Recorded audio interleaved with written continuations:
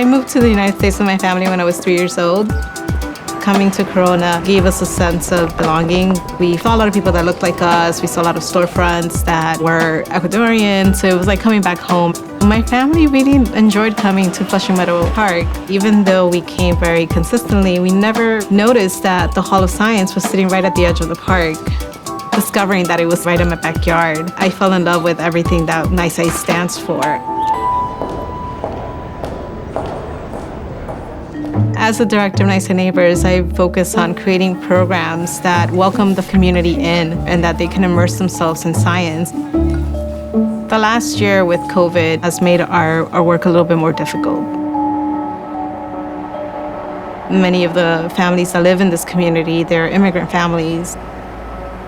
La pandemia ha sido muy difícil porque estamos acostumbrados a visitar lugares, especialmente Hall of Science.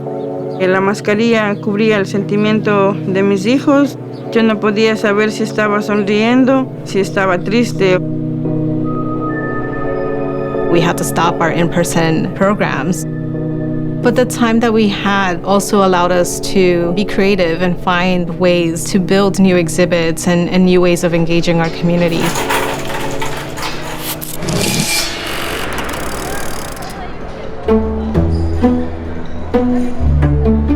Estoy demasiado contenta con la reapertura de Hall of Science. Yo tengo 5 niños y en todos los lugares no les reciben. Me han dado la oportunidad. Yo como persona crezco, como madre, y ellos también van creciendo. Hall of Science siempre será como mi segunda casa. I've had the pleasure to work with Monica for many years, and I've actually been able to see her kids grow up.